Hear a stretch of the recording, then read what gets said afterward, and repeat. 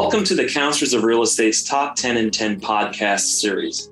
In these 10-minute episodes, we'll discuss one of the prevailing 2022-23 top 10 issues affecting real estate. I'm your host, Jonathan Schein, CRE, and CEO and Executive Director of the Real Estate Limited Partner Institute in New York, also known as RELPI. Counselors of Real Estate are trusted advisors finding solutions to complex real estate challenges. Experienced, innovative, and credentialed problem solvers, counselors practice in 21 countries and offer expertise in more than 60 real estate disciplines across all asset classes. Each has earned the prestigious CRE designation. Our guest for this episode is John Viggers, CRE, and Senior Vice President of Cushman and Wakefield, Iowa Commercial Advisors in West Des Moines, Iowa. John authored the narrative supporting the number 4 issue on this year's compilation of top 10 issues affecting real estate, supply chain disruption. To review all the issues in this year's report, visit cre.org/top10. Welcome, John. Good morning. Thank you. Okay, so look, before the pandemic, the term supply chain was really not in our lexicon. But ever since then, it's impacting nearly every aspect of real estate. The supply chain delays continue to raise costs and cost realignment in logistics and warehousing. What do you foresee in the next 6 months? First off, I'm going to back up just a piece. So from my perspective, at the end of the day, I'm a broker. I've been doing this 30 plus years. I'm not a logistics expert and I'm not a developer. I monitor this subject matter. I've been monitoring it for many years as it relates to my clients and the type of work we're involved in, not only here in the central part of the US, but around the country. And consequently, I've been at a heightened awareness since we chose this for our top 10 issues this last year. So I try to keep up on the subject matter as best as possible while I'm doing my day-to-day. To answer your question, do I see this continuing or how do I see this being impacted in the next 6 months? I do see it easing up some. I think the easiest way is with the current economic challenges of rising interest rates, inflation, you simply have somewhat less demand. Many of the challenges causing the more significant supply chain issues the past year or so, have really kind of started to work themselves out. Now that goes back to both supply chain of materials to build commercial real estate, as well as the supply chain of all of the products that consumers are looking for. Supplies are simply catching up with basically a slowing demand. The interesting point is, as consumers shifted their buying habits from work from home, remodeling projects, leisure wear, to travel and entertainment, the supply chain was trying to catch up to that surge of demand. And they overbuilt, they overcompensated. And consequently, right now, many retailers are reporting a general slowdown in sales, but also an excess of inventory. You're seeing a surge in inventory in a lot of these types of markets throughout the entire country. Target's been talking about it for several months. A lot of the major retailers are seeing an overall slowdown in their sales and are predicting a slowdown the next 6 months. Hopefully their supplies catch up.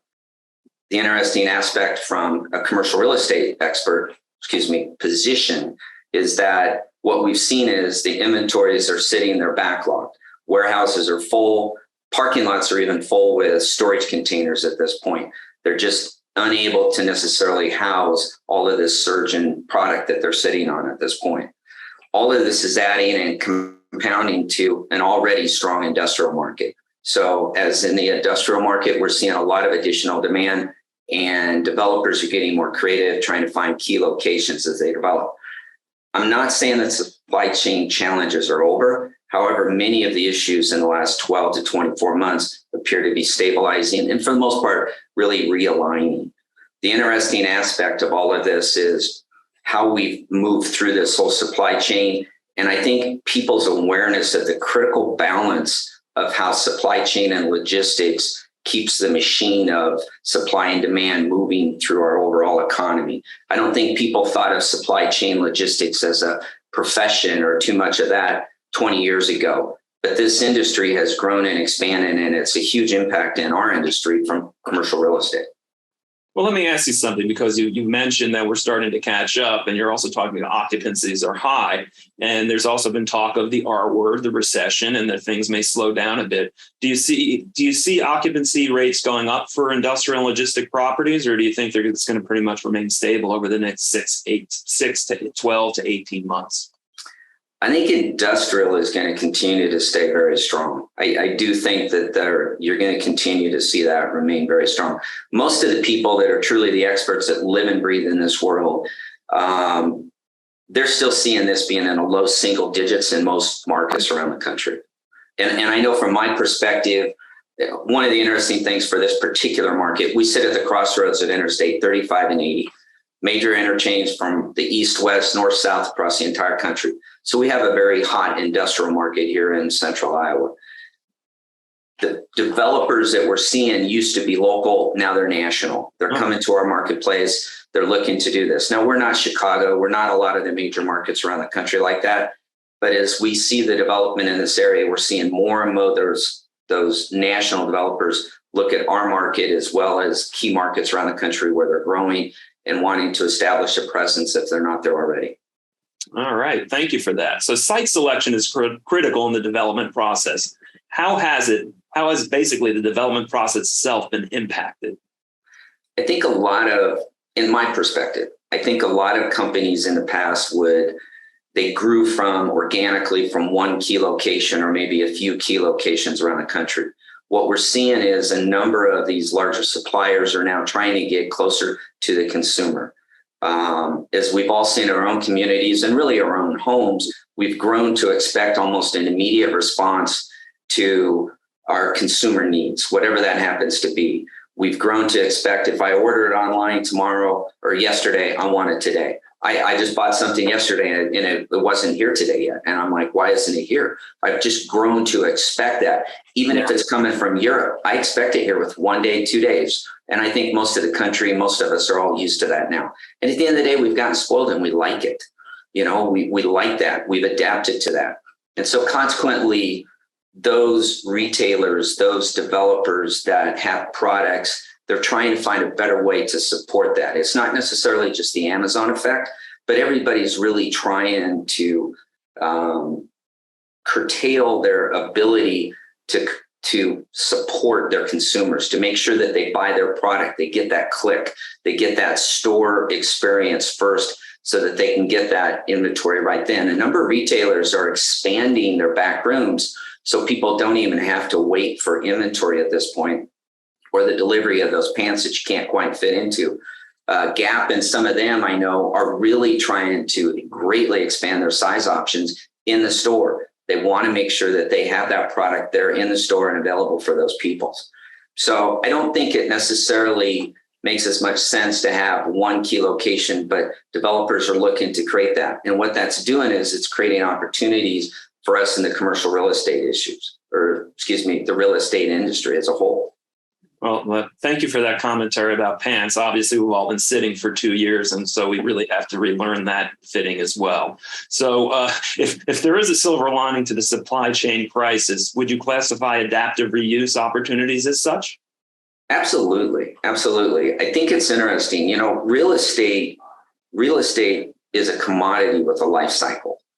And consequently, that cycle from development through its highest and best use of whatever it was when it was originally built, eventually will come to a depletion. At some point, it doesn't make sense. It's not usable. Whether it's an office building, it goes from a Class A to a Class C over 10 years or 50 years or 100 years, it comes to a life cycle.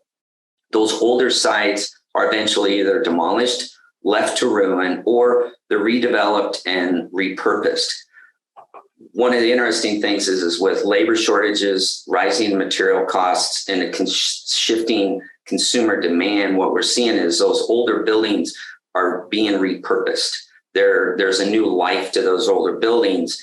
And unfortunately, for as quickly as we're trying to adapt to consumer demand, we can't build new warehouses and new properties quickly. It's not something we can create in 30 days.